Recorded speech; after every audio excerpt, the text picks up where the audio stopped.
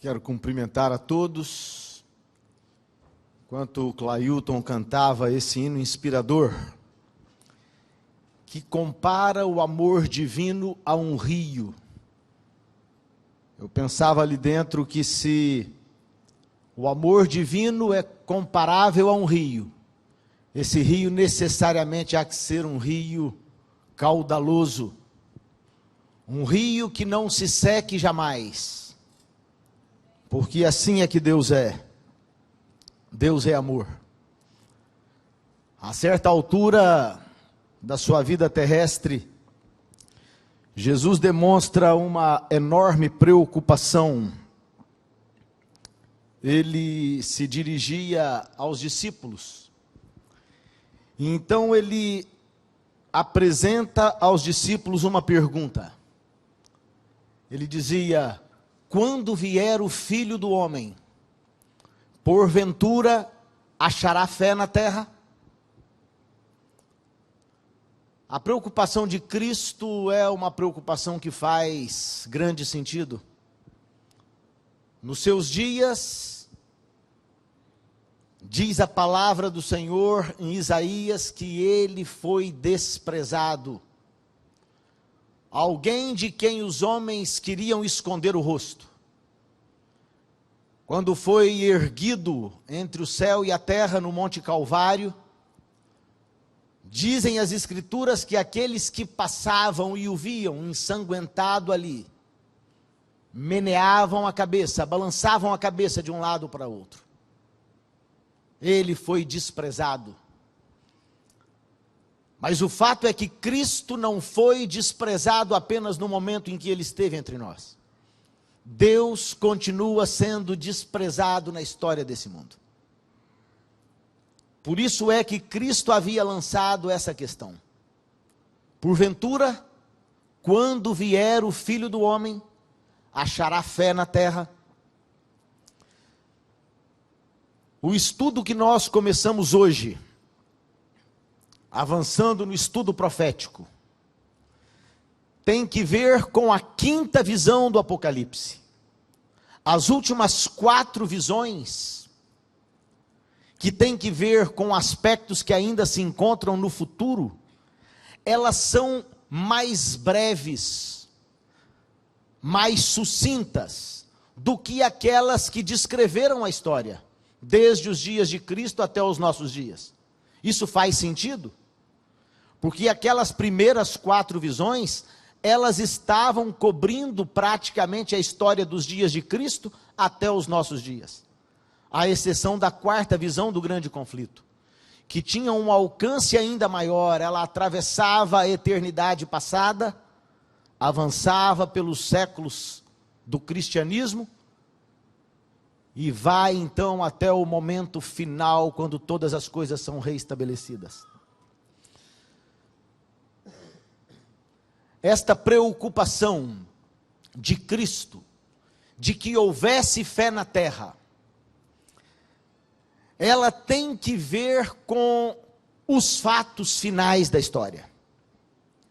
Às vezes, quando nós olhamos para a missão que foi confiada à igreja, ir, apresentar o Evangelho, fazer discípulos, batizá-los em nome do Pai, do Filho e do Espírito, às vezes nos causa a impressão, esse chamado divino, de que chegará o momento em que um grande número de pessoas nesse planeta há de se converter à mensagem do Senhor, a esse rio caudaloso de amor, que quer descedentar a todos. Contudo, a informação escatológica em relação ao futuro que nós encontramos na Bíblia é que haverá uma rejeição quase que do planeta todo aos convites de amor de Deus. Se você puder acompanhar, eu gostaria de ler com você um texto da Bíblia que se encontra no livro de Isaías, o profeta messiânico do Antigo Testamento. capítulo 26. Os teólogos costumam dizer que o livro de Isaías é o evangelho do Antigo Testamento. As boas novas estão aqui. A promessa da vinda do servo sofredor. E eu quero ler com você o texto que se encontra no capítulo 26, no verso 21. É o último verso do capítulo. E aqui nós temos a clara informação de Deus, de que um grande número de pessoas rejeitará afinal o seu amor. O texto diz assim, Isaías 26, 21. Porque eis que o Senhor sairá do seu lugar para castigar os moradores da terra. Isso não acontece por uma sem causa. O motivo do castigo, o texto diz, é por causa da sua iniquidade. E a terra descobrirá o seu sangue, e não encobrirá mais aqueles que foram mortos. Esse é o texto que nos afirma o que acontecerá nesse momento final. Avançando no estudo do Apocalipse, você já sabe que as primeiras 4 visões tinham que ver com uma porção praticamente histórica. Essas 4 visões que nós começamos hoje, as pragas, a queda de Babilônia, o milênio e a Nova Jerusalém, tudo isso se encontra no futuro, num futuro muito próximo. Você se lembra que as visões foram apresentadas numa figura de linguagem, conhecida como quiasma, como se fosse um espelho. A primeira visão se contrapondo à 8ª, ou seja, se na visão das igrejas, Cristo aconselhava a igreja, naquilo que é uma visão histórica hoje, a 8ª visão nos diz que ele recompensará a igreja. A igreja que foi aconselhada e ouviu o conselho, afinal será recompensada. E entenda a igreja na perspectiva de que a igreja é cada um de nós. A igreja é você, em última análise. Aqueles que ouviram os conselhos, afinal serão recompensados. E a figura de linguagem é extraordinária. No conselho, Cristo caminha entre as 7 lâmpadas. Mas, quando ele cumprir a sua promessa, ele será a própria lâmpada eterna. A árvore da vida foi prometida às igrejas. E lá, quando nós estivermos na Nova Jerusalém, então ela se cumpre na porção escatológica. Assim é que essas visões foram dadas. A visão do selo se contrapondo à visão do milênio. Cristo protege o seu povo afligido. E afinal, no milênio, Cristo leva para o céu o seu povo que venceu a batalha.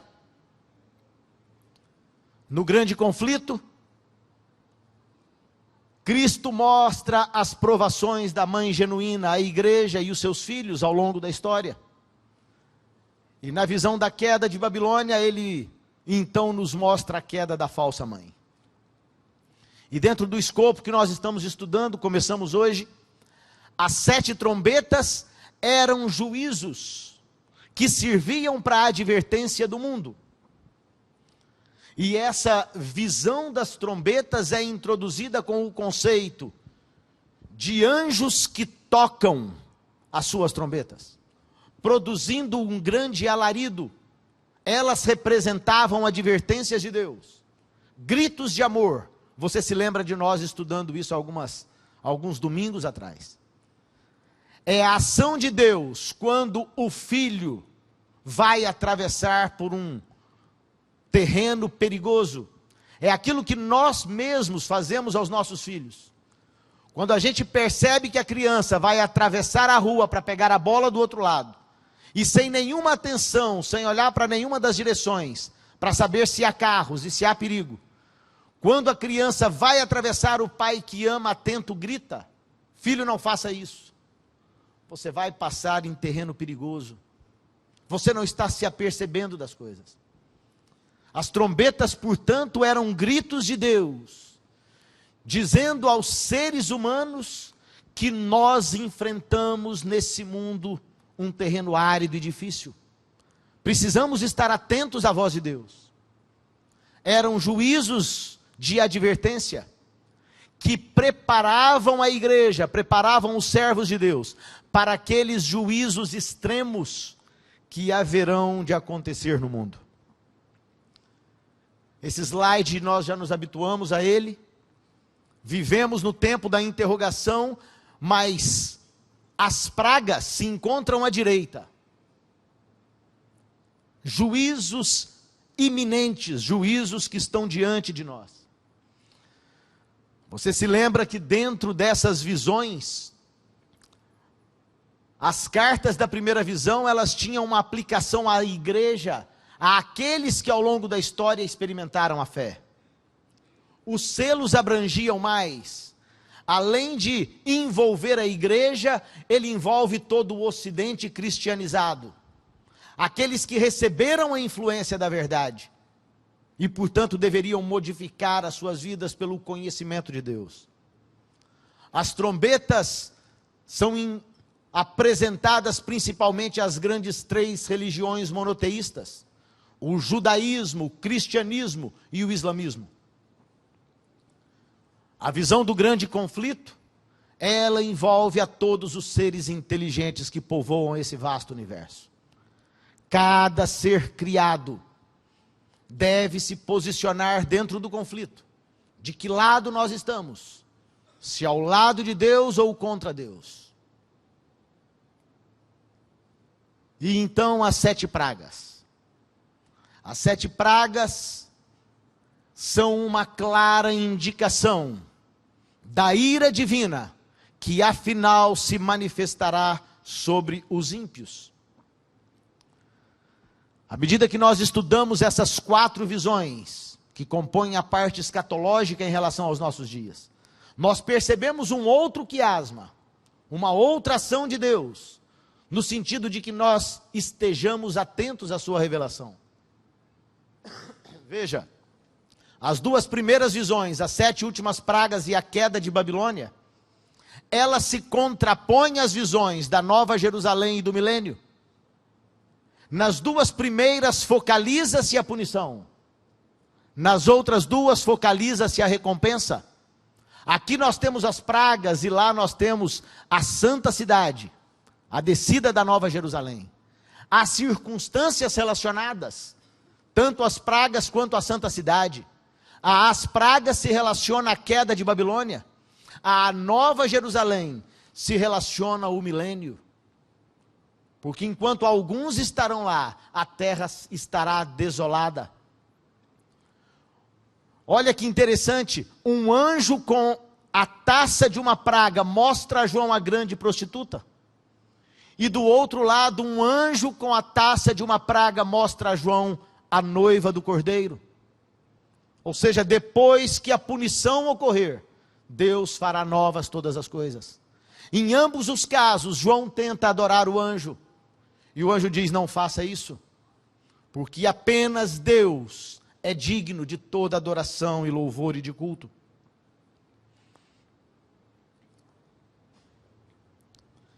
Em relação à visão das igrejas, nós nos encontramos no 7º período, a igreja de Laodiceia. Um tempo em que as pessoas vivem a fé de forma leviana.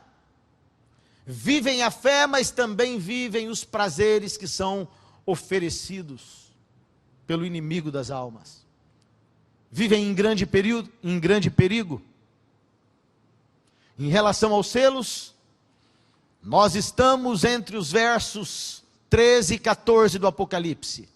O terremoto existiu, o sol escureceu, a lua e as estrelas caíram, séculos 17 e 18.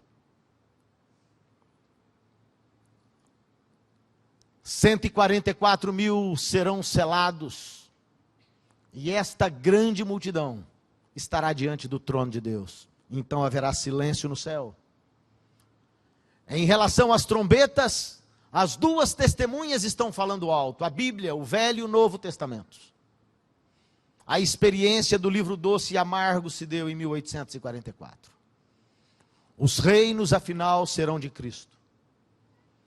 Em relação à cena do grande conflito, nós vivemos no tempo em que a besta cresce o seu poderio, e afinal será adorada por todos aqueles que não estiverem inscritos no livro da vida do Cordeiro. E então, a dupla colheita acontecerá na terra. Então, as pragas. Interessante é que, se nós voltarmos aqui um instante, você percebe o seguinte, que até aqui, nesse estudo escatológico, sempre dividido em porções de 7, nos 7 selos, entre o 6º e o 7º, mostrando a angústia e a dificuldade que seria enfrentada pelas pessoas que vivem nesse planeta, Deus para a visão. E então ele mostra 144 mil selados e a grande multidão. Deus dá um grito. Ele diz, olha, embora eu esteja antecipando para vocês a história, ergam as vossas cabeças. Há esperança. Haverá um grupo que afinal receberá a recompensa. Depois de fazer isso nos selos, ele faz nas trombetas. Vocês estão sendo advertidos, diz ele nas trombetas. Mas mantenham-se com o coração radiante e esperançoso, porque a palavra de Deus agirá com poder. Pessoas ainda serão resgatadas desse planeta. Quando vem a visão do conflito, ele diz que mais do que a palavra de Deus, ele diz que vai suscitar um movimento global, representado por você e por mim.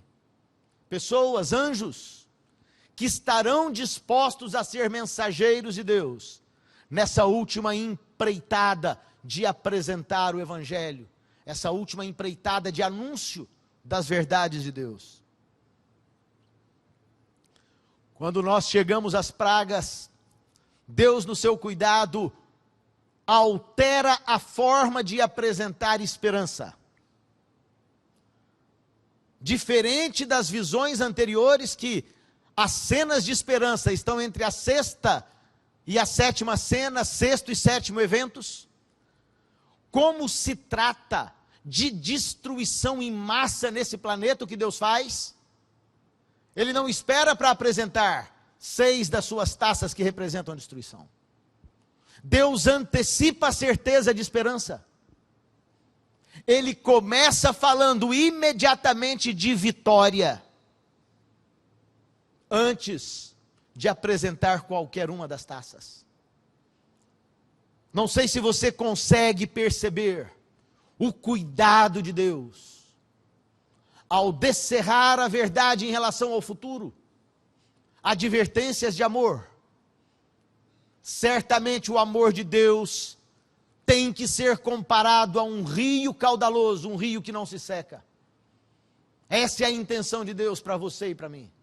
A intenção de alcançar-nos, de resgatar-nos, de trazer esperança. Como nós já havíamos nos habituados no estudo anterior, você se lembra que as visões do Apocalipse eram vinculadas às cenas do santuário. Cada uma das visões, ao ser introduzida, essa visão é antecipada por uma cena do santuário. A cena introdutória que nós vemos para as pragas é uma cena terrível. O texto diz assim: o santuário se encheu de fumaça, procedente da glória de Deus e do seu poder. E ninguém podia penetrar no santuário, enquanto não se cumprissem os 7 flagelos dos 7 anjos. O que esse texto nos diz? É que se ninguém pode entrar no santuário, não existe salvação. Durante o período em que as pragas serão derramadas, o que Deus está dizendo é que toda oportunidade de salvação, de arrependimento, terá se esgotado. porque ninguém mais pode entrar no santuário. Ora, por que é que nós temos esperança hoje? João nos escreve: filhinhos meus, estas coisas vos escrevo para que não pequeis. Se todavia alguém pecar, temos um advogado junto ao Pai, Jesus Cristo justo. Há esperança nesse momento, porque Ele está no santuário, realizando a expiação pelos pecados. Mas o que Ele está dizendo é que quando vierem as pragas, não haverá mais essa esperança. Uma confirmação disso nós temos no livro na carta dos Hebreus. Quando, porém, veio Cristo como sumo sacerdote dos bens já realizados, mediante o maior e mais perfeito tabernáculo. Tabernáculo não feito por mãos, quer dizer, não desta criação, não por meio do sangue de bodes e de bezerros, que era símbolo da morte eterna de Cristo, mas pelo seu próprio sangue, entrou no Santo dos Santos uma vez por todas, tendo obtido eterna redenção. Esse era o anúncio da tríplice mensagem angélica: temei a Deus, dai-lhe glória, pois é chegada a hora do seu juízo. E pela compreensão que nós temos desde 1844, Jesus Cristo tem estado no santuário do céu, diante de Deus, intercedendo por todos aqueles que oram, por todos aqueles que suplicam perdão de Deus. Ele está lá como nosso advogado.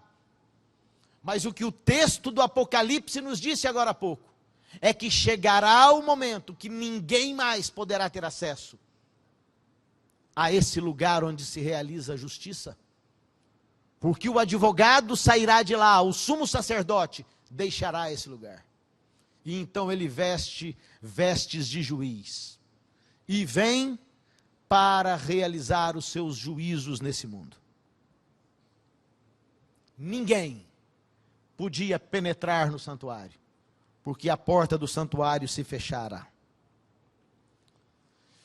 João então está vendo e ele diz: vi no céu outro sinal grande e admirável, 7 anjos tendo 7 últimos flagelos, pois com estes se consumou a ira de Deus. Às vezes angustiados, vendo todo o mal que existe nesse planeta, todas as injustiças, todas as calamidades, as invasões de privacidade, os assassinatos, os homicídios, nós lamentamos profundamente e perguntamos: até quando, Senhor? Até quando o Senhor permanecerá em silêncio e não vai agir? Às vezes, as pessoas que sofrem e que são sacrificadas, são aqueles que são anunciadores de paz. Não foram assim que tombaram cada um dos apóstolos de Cristo, assassinados à exceção de João, decapitados como Paulo, crucificados como Pedro, tendo uma lança atravessada em si, queimados, tendo suas partes divididas e colocados em praça pública. Assim tem sido a história da fé. E ao longo da história as pessoas têm perguntado: Senhor, até quando? Até quando permanecerás em silêncio e não agirás? A resposta de Deus é que chegará o momento, mas o tempo de Deus não é o nosso tempo. O tempo de Deus é quando no relógio dele chegar a hora. Você se lembra do nascimento de Cristo? O desejado de todas as nações era ansiosamente aguardado. Meninas em Israel esperavam que o seu primeiro filho fosse o Salvador do mundo. Mas o apóstolo escreveria que Cristo nasceu na plenitude dos tempos, no momento exato. Os planos de Deus não podem ser antecipados ou retardados. Eles não sofrem atraso, ainda que nós nos sintamos angustiados com com esse tempo de Deus. Mas a informação divina é que o juízo não tardará. As promessas se cumprirão. Se demorar, aguarde. O grande dia do Senhor está perto, está perto. E se apressa muito a voz do dia do Senhor. Amargamente clamará ali o homem poderoso.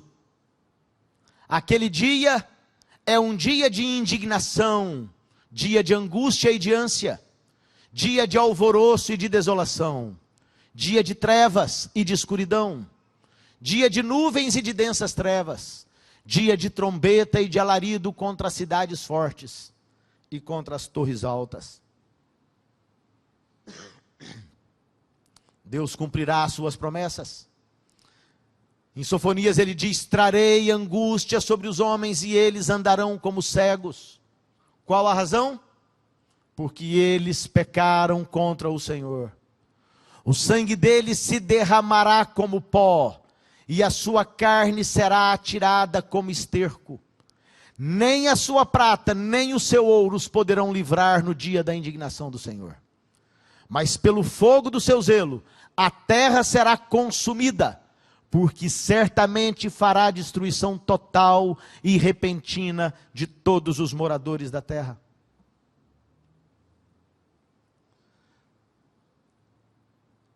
Vamos então compreender essas palavras de esperança antes que a indignação de Deus se manifeste. João está vendo e ele diz: vi que havia um mar de vidro, como que se fosse um mar de vidro, mesclado de fogo, e os vencedores da besta, da sua imagem e do número do seu nome, que se achavam em pé no mar de vidro, tendo harpas de Deus. O que eles faziam? Entoavam o cântico de Moisés, o servo de Deus, e o cântico do Cordeiro. Eu fico me perguntando por que o cântico de Moisés. Quando nós olhamos para a história, nós percebemos que Moisés foi chamado por Deus para, estando à frente do seu povo, reivindicar de Faraó. Era o momento do seu povo seguir em liberdade, para celebrar um culto perfeito a Deus naquele deserto. Faraó se recusou a deixar o povo, eles eram escravos no Egito. O Egito é não mais, não menos do que um tipo, uma sombra, que aponta para a escravidão com que nós vivemos nesse planeta. Esse planeta é, em última análise, uma representação do Egito. Assim como os judeus foram libertos daquele período de escravidão, sob a liderança de Moisés, os crentes no Senhor haverão de ser libertos desse mundo de pecado, que é também um planeta que nos escraviza. Quando nós queremos viver uma outra vida, quando nós queremos viver em liberdade, em amor, em harmonia para com as pessoas, queremos partilhar aquilo que temos, viver de acordo com as instruções dos céus, nós percebemos que não é nesse planeta que nós podemos viver assim. Aqui nós precisamos viver trancados, temendo aqueles que querem destruir a nossa vida. Esse jamais foi o plano de Deus. O plano de Deus é que os seres que Ele criou vivam em liberdade, em harmonia, em respeito, em amor, partilhando. Por essa razão é que Cristo disse que o reino dele não era desse mundo. Ele está preparando uma pátria melhor. Aqueles que forem libertos cantarão o cântico da liberdade, o cântico de Moisés e do Cordeiro. Eles cantavam: grandes e admiráveis são as tuas obras, Senhor Deus Todo-Poderoso. Justos e verdadeiros são os teus caminhos, ó Rei das nações. Quem não temerá e não glorificará o teu nome, ó Senhor? Pois só tu és santo. Por isso todas as nações virão e adorarão diante de ti, porque os teus atos de justiça se fizeram manifestos. Abacuque diz: a terra se encherá do conhecimento da glória do Senhor, assim como as águas cobrem o mar. Como seria possível isso acontecer no atual estado de coisas que nós enfrentamos nesse mundo? É impossível.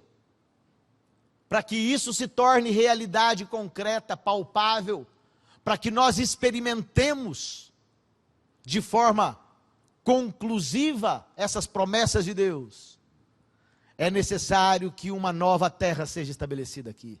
Outros valores colocados dentro do coração do homem. O profeta diz: prepara-te, ó Israel, para te encontrares com o teu Deus. Quando você lê esse verso, você não deve pensar na nação de Israel. Mas esse é um convite de Deus para todos aqueles que querem ser fiéis a Ele. Onde está Israel, ali você deveria substituir a palavra pelo seu nome. Prepare-se. Maria, João, José, prepare-se para se encontrar com o seu Deus. Esse é um convite. 7 anjos recebem as 7 taças. Depois destas coisas, olhei e abriu-se no céu o santuário do tabernáculo do testemunho, e os 7 anjos que tinham os 7 flagelos saíram do santuário, vestidos de linho puro e resplandecente, e cingidos ao peito com cintas de ouro. Então um dos 4 seres viventes, a quem nós fomos apresentados lá no capítulo 4, naquela visão em que nós temos uma noção do trono de Deus, então um dos 4 seres viventes deu aos 7 anjos 7 taças de ouro, cheias da cólera de Deus, que vive pelos séculos dos séculos. O santuário então se encheu de fumaça vinda da glória de Deus e do seu poder, e ninguém podia entrar no santuário enquanto não se cumprissem os 7 flagelos. Então João ouve no início do capítulo 16 uma voz. Ouvi vinda do santuário uma grande voz dizendo aos 7 anjos: ide e derramai pela terra as 7 taças da cólera de Deus. A questão é, quando isso ocorrerá? O tempo em que essas pragas são derramadas está claramente profetizado na Bíblia. As pragas duram 1 ano. Apocalipse 18:8 diz: portanto, num dia virão as suas pragas. E segundo Ezequiel, 40 dias te dei, cada dia vale 1 ano. Portanto, a punição de Babilônia, dos impenitentes, acontece durante 1 ano na história. A morte, o pranto e a fome, e será queimada no fogo a grande Babilônia, porque forte é o Senhor Deus que a julga. Essa informação não é apresentada exclusivamente no livro do Apocalipse. Nós temos a mesma informação em Isaías. Mas ambas estas coisas virão sobre ti em um momento, no mesmo dia. Falando sobre a destruição de Babilônia. Perda de filhos e viuvez em toda a sua força virão sobre ti por causa da multidão das tuas feitiçarias, por causa da abundância dos teus muitos encantamentos. Portanto, o dia da ira de Deus acontece ao longo de 1 ano. A grande questão é onde nós estamos. Quantos anos ainda faltam até que se cumpra a promessa de Deus em relação a esses flagelos? Por todos os acontecimentos, nós estamos vivendo num movimento do estabelecimento de uma legislação dominical.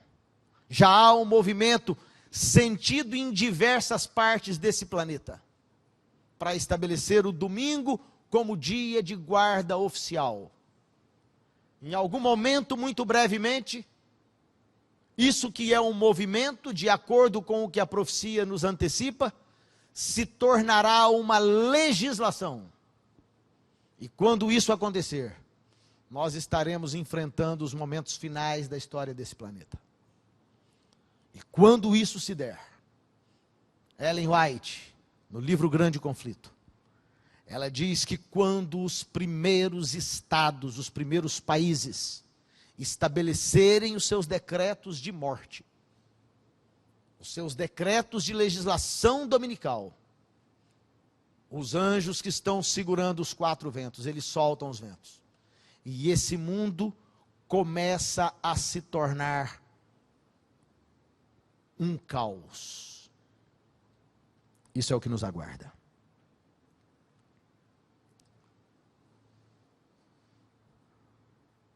Porque o Senhor se levantará para fazer a sua obra, a sua estranha obra, e para executar o seu ato, o seu estranho ato. De fato, quando Deus estabelece o seu juízo e pune os seus filhos, esse é um estranho ato de Deus. O Senhor, cujo amor é como um rio cheio de águas, que são dadas para saciar a sede e a necessidade dos seus filhos. Há um momento em que ele realiza juízo, e essa obra a Bíblia diz que é uma estranha obra. Para compreender o que isso significa, talvez fosse bom assim nós abrirmos os olhos e entendermos como é que em Israel os pais puniam seus filhos. Se um jovem em Israel, ao atingir 21 anos de idade, fosse tão desobediente aos seus pais, se todas as tentativas de correção do filho tivessem sido feitas, e ainda assim esse rapaz em Israel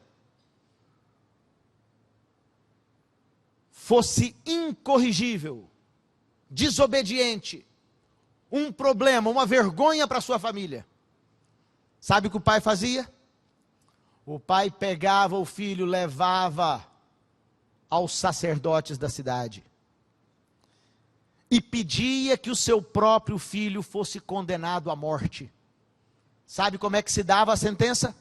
O filho era levado para fora dos portões da cidade. E naquele lugar ele era apedrejado até a morte. Sabe o que isso significa?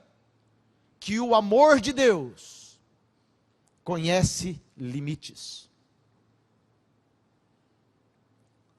Lembra-se da história de Joãozinho e Pedrinho? Pedrinho de 3 anos e Joãozinho de 10. Com uma lata de biscoitos que foi oferecida a ambos. E o irmão mais velho impede o menorzinho de pegar os biscoitos. E bate na mão do menor. E impede que ele se satisfaça. Chega a hora em que o pai que ama terá que corrigir o filho mais velho. E só existe uma correção possível: eliminar a vida. Aqueles que desafiam o governo de Deus, o império de amor, que não querem viver no império de amor, eles afinal serão eliminados. Até esse ato de justiça é um ato de amor de Deus. Mas para que nós não nos enganemos quanto ao caráter de Deus, a Bíblia diz que a execução do juízo é uma obra estranha a esse Deus que ama. Essa é a preocupação do Senhor. Primeira praga. O primeiro anjo saiu e derramou a sua taça pela terra. E os homens portadores da marca da besta e adoradores da sua imagem receberam úlceras malignas e perniciosas. Você percebe o cuidado de Deus aqui? Ele está dizendo que a primeira praga, pelo menos, essa é a primeira informação que nós temos, não é para todos.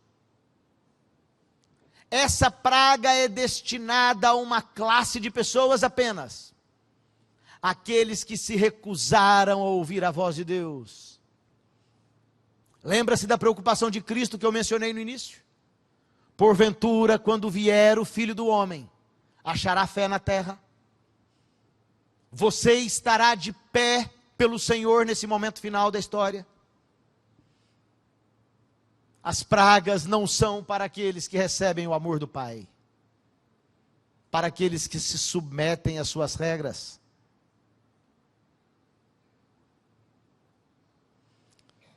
E com ira e com furor exercerei vingança sobre uma classe de pessoas, sobre aqueles que não ouvem. O Senhor é bom, Ele é uma fortaleza no dia da angústia, Ele conhece aqueles que confiam nele. Quando houverem úlceras, os hospitais vão ficar repletos de pessoas, não haverá cura. Os cientistas não vão descobrir um antídoto, porque essa praga foi uma praga que foi enviada diretamente do trono de Deus. Quando Deus realizou os seus juízos na história da terra, em nenhum dos seus juízos pessoas puderam se libertar. Lembre-se do dilúvio, lembre-se das cidades de Sodoma e Gomorra, lembre-se da rebelião de Coré, Datã e Abirão. Ninguém pode poupar as pessoas quando Deus exerce a sua autoridade como juiz. Não haverá remédio. As pessoas vão se aglomerar nos hospitais. Não haverá leitos. Já não há nos nossos dias. Não haverá remédios. E então começarão a tombar as centenas.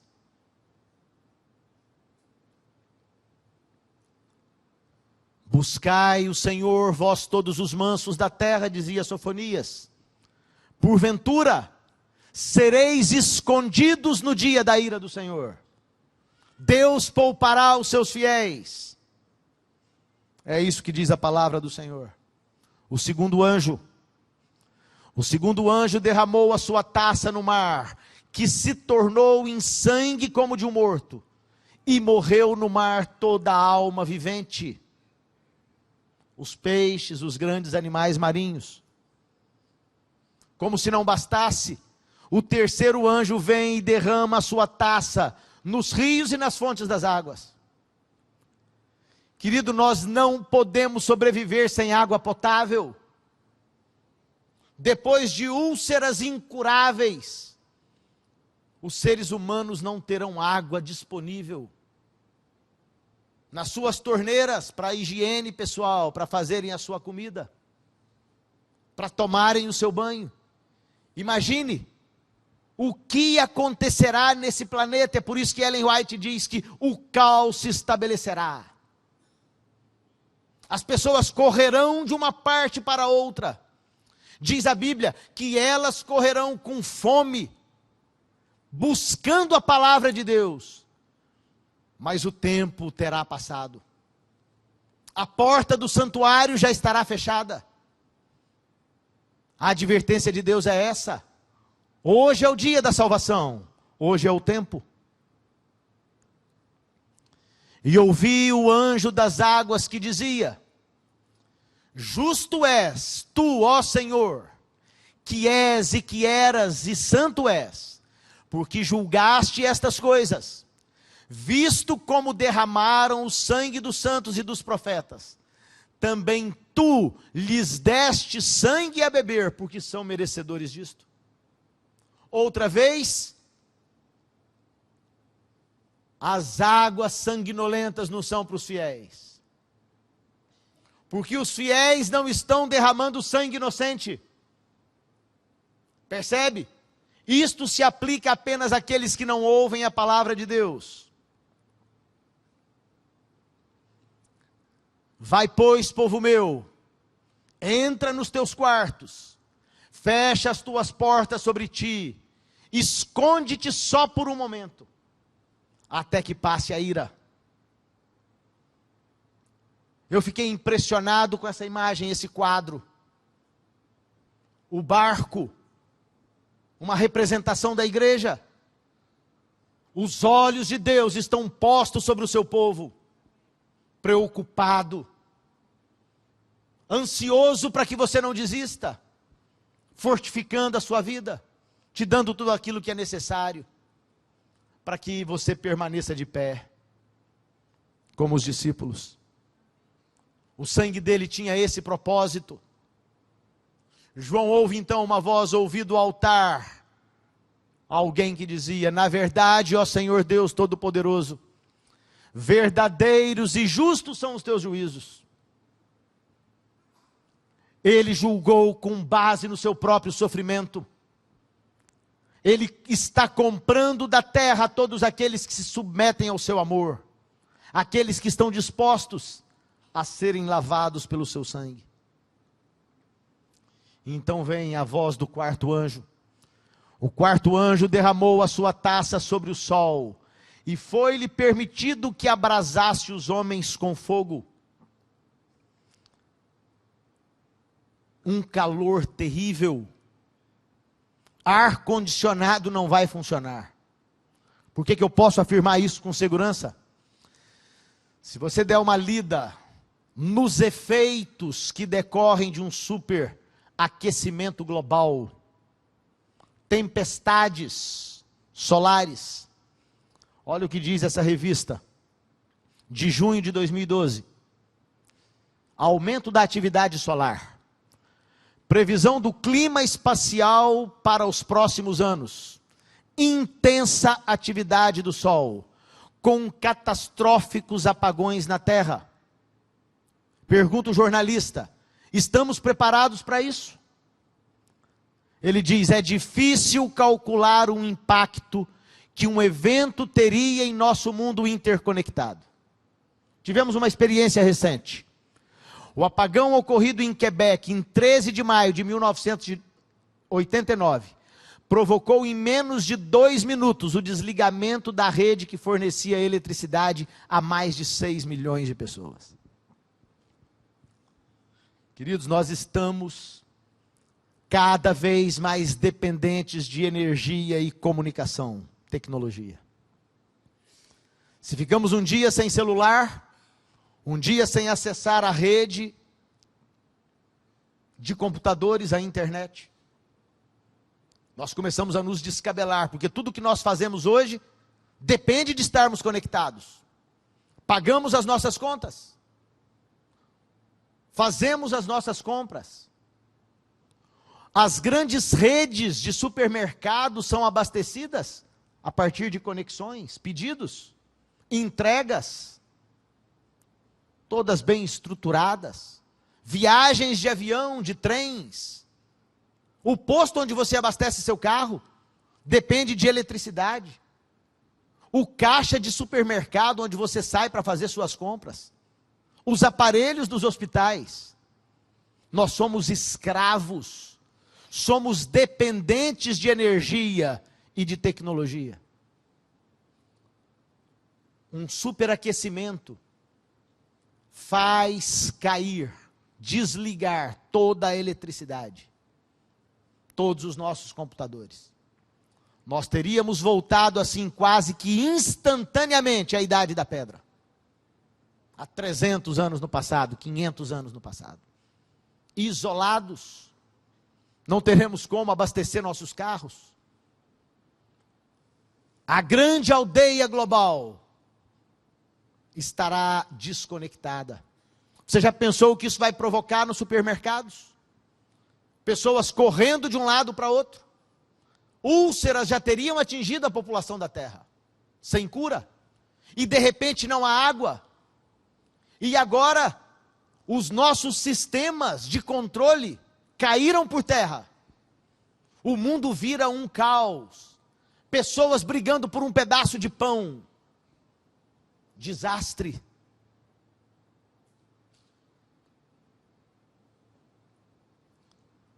diz a Bíblia, os homens foram abrasados com grandes calores.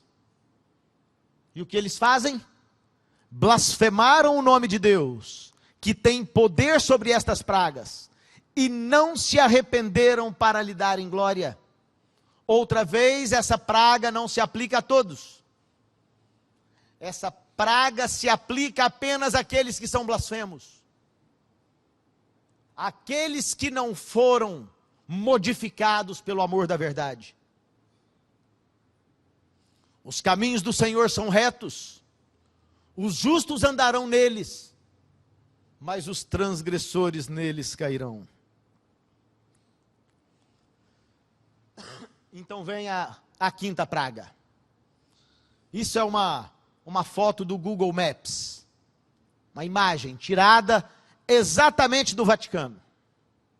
A quinta praga se aplica a esse poder que desviou a tantas pessoas dos caminhos de Deus. A Bíblia diz que essas pessoas que adoraram a besta foram embebedadas com o seu vinho. Resultado da sua mentira, do seu engano. Por isso há uma praga destinada ao trono da besta. O quinto anjo derramou a sua taça sobre o trono da besta, e o seu reino se fez tenebroso, e os homens mordiam a língua de dor, e por causa das suas dores e por causa das suas chagas, blasfemaram do Deus do céu, e não se arrependeram das suas obras. Isaías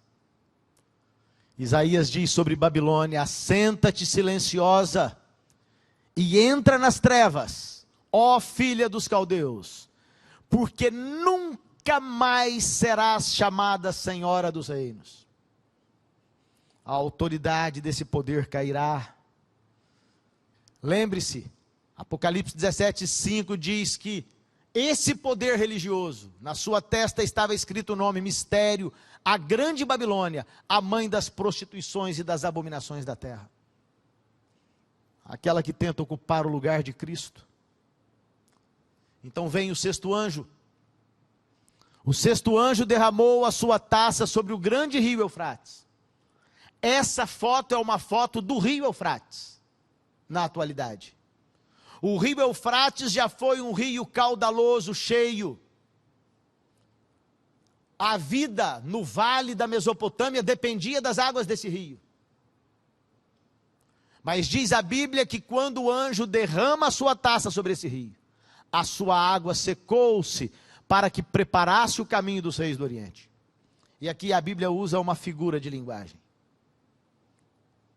Assim como as águas do Eufrates banhavam Babilônia, e águas na Bíblia nós sabemos que representam povos, multidões e nações e línguas. Assim como a água banhava e trazia vida à cidade de Babilônia, as multidões, os povos, é que emprestam vida e autoridade à Babilônia dos tempos modernos. Esse falso poder, que é adorado como se fosse Deus. Mas o que a Bíblia está dizendo é que quando for derramada a sexta praga, chega um momento, e nós vamos estudar isso em detalhes quando formos ver a visão da queda de Babilônia, que as pessoas que estavam emprestando a sua autoridade, o seu poder, a sua adoração, quando eles percebem que foram enganados, ao invés de protegerem essa autoridade, eles se levantam contra ela. E do ponto de vista profético, o rio se seca e Babilônia é destruída. Exatamente como se deu na história da destruição de Babilônia, lá em 539, nos dias de Ciro. Quando eles desviaram os cursos de águas do grande rio Eufrates e entraram por baixo dos portões da cidade, pelo leito do rio, e destruíram a cidade. O que a Bíblia está dizendo é que isso ocorrerá de outra vez. Esta era a Babilônia. nas margens do rio Eufrates. Essa é a Babilônia dos textos bíblicos.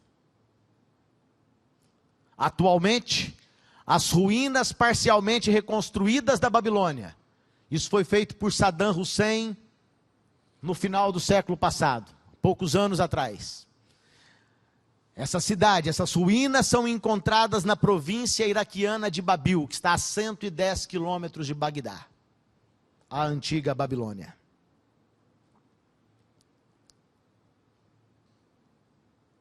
Essa Babilônia perderá o seu poder. Essa a quem adoraram os que habitam sobre a terra, esses cujos nomes não estão escritos no livro da vida do Cordeiro, que foi morto desde a fundação do mundo. Aqui nós temos pelo menos 3 papas, os últimos 3.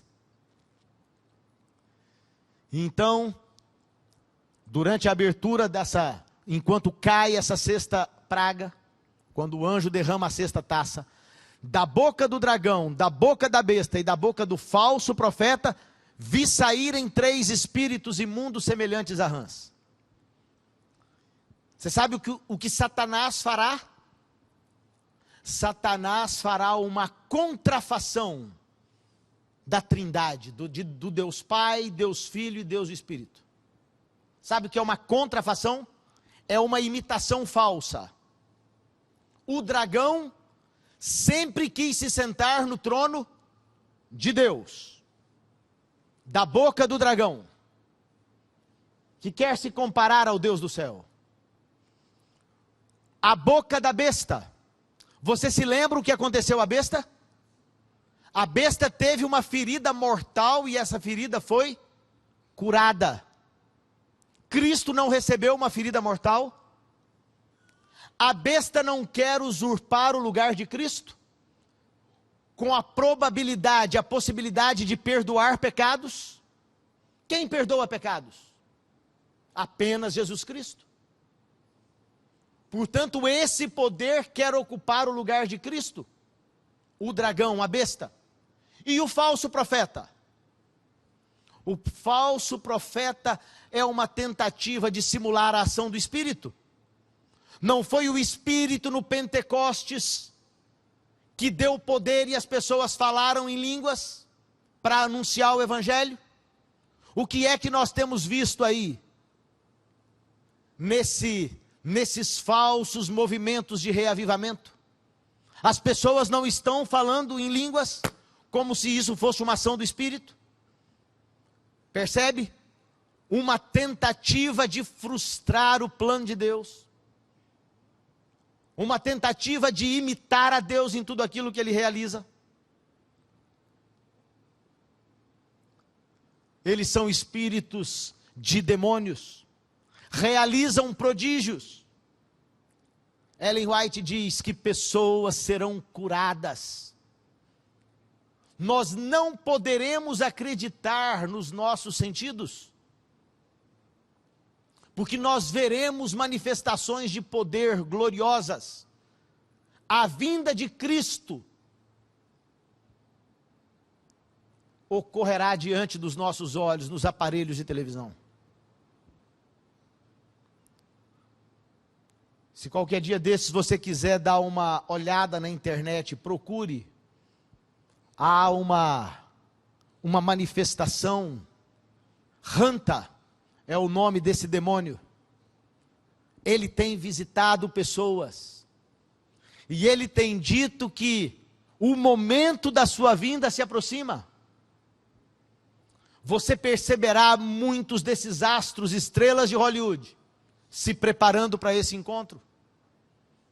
Dentro do movimento New Ager, a nova era, você verá que eles aguardam a vinda do Maitreya, uma contrafação da vinda de Cristo. É por isso que ele disse, quando disserem que ele está no deserto, que ele está no interior da casa, não acreditem, porque a vinda do Senhor será como o relâmpago, que se mostra do Oriente até o Ocidente. Pessoas serão enganadas pela mentira. Mas durante esse tempo, você que é uma testemunha do Senhor Jesus, precisa advertir as pessoas do que ocorrerá em breve. Então eles são todos congregados no lugar que se chama de Armagedon. Algumas religiões querem dizer que Armagedon é uma batalha do Oriente contra o Ocidente. Não é isso. O Armagedon, de acordo com a Bíblia, é esse momento final de grande engano, durante as pragas, quando eles caminharão para destruir o povo de Deus, porque o decreto de morte, ele se torna legislação de morte efetivamente, durante a sexta praga, que dura 1 hora, 15 dias. E é nesse momento que eles perceberão que afinal eles estavam atacando os servos do Deus do céu. Então eles se voltam contra a Babilônia e vão saquear e destruir Babilônia. Depois desses 15 dias, nós temos apenas os 15 dias finais da sétima praga. O sétimo anjo derramou a sua taça no ar. Saiu grande voz do templo do trono dizendo: está feito. Houve vozes e trovões e relâmpagos. E depois de todo esse caos estabelecido nesse planeta, acontece um grande terremoto. Um terremoto como nunca tinha havido desde que há homem sobre a terra. Tal foi este grande terremoto. Esse terremoto não pode ser comparado àquilo que aconteceu no dilúvio. Nada do que já aconteceu pode se comparar a esse desastre natural. A grande cidade fendeu-se. As cidades das nações caíram. E da grande Babilônia se lembrou Deus para lhe dar o cálice do vinho da indignação da sua ira. E toda a ilha fugiu. Imagine um terremoto que soterra todas as ilhas desse planeta. Os montes não se acharam. E sobre os homens caiu do céu uma grande saraiva, pedras do peso de 1 talento. Sabe quanto pesa 1 talento? No Novo Testamento? Alguma coisa entre 58 e 60 quilos. Uma chuva de pedras, que torna esse planeta um caos, acaba com o que havia restado. Cidades completamente destruídas. Mas isso não vai atingir todo mundo. Há esperança. Naquele tempo se levantará Miguel, o grande príncipe, que se levanta pelos filhos do teu povo. Haverá um tempo de angústia qual nunca houve, desde que houve nação até aquele tempo. Mas naquele tempo livrar-se-á o teu povo, todo aquele que se achar escrito no livro. Esse é um convite de Deus para nós. Isaías: por amor do meu nome, retardarei a minha ira, e por causa da minha honra me conterei para contigo, para que você não seja destruído.